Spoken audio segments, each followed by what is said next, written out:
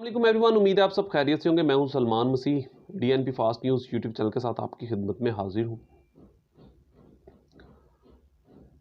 सबसे पहले तो मैं जिस टॉपिक पे बात करने लगा हूं, यकीन जाने कि इसका ताल्लुक दूर दूर तक इंसानियत से नहीं। यकीन जाने कि खुदा से मैं पनाह मांगता हूं, ये बात करते हुए मुझे भी शर्म आ रही है कि मैं इस पे कैसे बात करूं, लेकिन अब ये रियलिटी है। मेरा ये टॉपिक नहीं था कि मैं कभी ऐसी टॉपिक पे भी बात करूंगा, लेकिन मजबूरी है। जब ये वीडियो वायरल हुई तो हम एकदम से चौंक गए। देखने के बाद यकीन जाने कि मेरे साथ बैठा एक दोस्त जो था वो रो पड़ा है। एक शख्स किसी गांव से आता है और वो एक दरबार है, मुकामी दरबार। मैं जगह के नाम कुछ मजबूरी के तहत नहीं ले रहा, मैं लेना भी नहीं चाहता ताकि मज़ीद उनकी बदनामी ना हो, लेकिन वो चीज़ें वायरल इतना हो चुकी हैं कि वो अब रुक नहीं पा रही। 5 दिन में वो बात समझ ले 5-5 मिलियन तक पहुंच चुकी है। एक शख्स आता है दरबार पे और दरबार पर रोज़ाना की बुनियाद पर वो दुआ मांगता है और वह महसूस करता है कि मेरे साथ वाले कमरे में, जो दरबार के साथ कमरा है या कोई कह सकते, कोई भी ऐसी चीज़ कह सकते हैं, ये उस भाई के अल्फाज हैं और उसकी पूरी वीडियो मेरे पास मौजूद है। वो मैं किसी मजबूरी के तहत अभी यहाँ पर अपलोड नहीं कर सकता, क्योंकि यूट्यूब कभी भी ऐसी हरकत को दिखाने का मिजाज नहीं, वो हमें एक स्ट्राइक होता है, वो भेज देता है और समझ ले कि हम इसको नहीं दिखा सकते, हम उसके रूल के ख़िलाफ़ चलेंगे। लेकिन वो चीज़ मेरे पास महफूज है और मैंने खुद देखी और मैं चौंक गया उसको देख के। वो समझता है कि मेरे साथ वाले कमरे में कुछ 2 लोग, एक बुज़ुर्ग और एक लड़का जो है वो कहीं नमाज या किसी मन्नत के हिसाब से खड़े होंगे और वो दुआ मांग रहे होंगे या कोई भी ऐसा कह सकते हैं।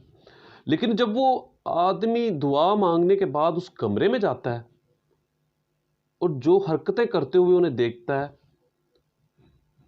वो शख्स अपना रोना नहीं रोक पाता। वो उनको ऐसे गंदी हालत में देखता है। बुजुर्ग की उम्र कम से कम या ज़्यादा से ज़्यादा कह सकते हैं 80 या 90 के दरमियान में है। उस बुजुर्ग की मैंने जो तस्वीर थंबनेल पे लगाई है वो रियल है, और जिस बच्चे की तस्वीर लगाई है वो रियल बच्चा तो नहीं, खैर 20-22 साल या 25 साल उसकी उम्र है, वो रियल है। लेकिन मैंने उनका चेहरा छुपा दिया है। कुछ कानूनी बातें हैं, समझ लें कि कुछ मजबूरी होती है कि हम ये चीज़ें नहीं दिखा सकते। ये यूट्यूब की असूलों के ख़िलाफ़ होगा।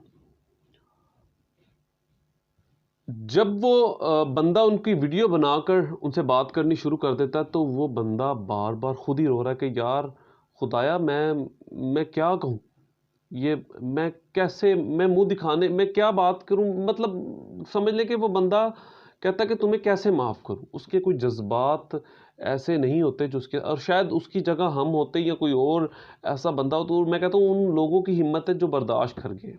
हम कभी नहीं छोड़ते उन्हें। वो बुजुर्ग वो रोता है मुझे माफ़ कर दो, लेकिन वहाँ खड़ा हुआ इंसान वो बात करता है, क्या तेरी ये हरकत माफ़ करने वाली है?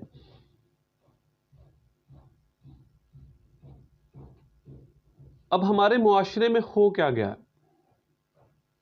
क्या अब हम माफ़ी के लायक रह चुके हैं? इस कदर हमारे अंदर फ़रौनियत आ चुकी है कि अब हम ना अपनी उम्रों का लिहाज करते हैं, और सबसे बड़ी बात, ना हम उस जगह का लिहाज करते हैं कि हम किस जगह पे ये हरकतें कर रहे हैं। जहाँ पर खुदा हमारी दुआओं को सुनता है, जिनके वसीला से सुनता है, अब हम वहाँ पर भी ऐसी हरकतें करनी शुरू कर दी। चाहे वो किसी भी एंगल से आप उसको देखें, तो यकीन जाने आप उसे माफ़ नहीं करेंगे। अगर मैं उस वीडियो की खुदा जाने उस वीडियो को लगाने की हमें इजाज़त होती, अगर आपको वो वीडियो दिखाता, तो आप निहायत परेशानी के साथ आप खुदा से पनाह मांगते। अपने इर्द गिर्द के माहौल पर नज़र रखें, अपने बच्चों पर नज़र रखें, अपने बड़ों पर भी अब नज़र रखें। पहले तो हम कहते थे कि अपने बच्चों पर नज़र रखें, लेकिन अब हम कहेंगे कि अपने बड़ों पर भी नज़र रखें।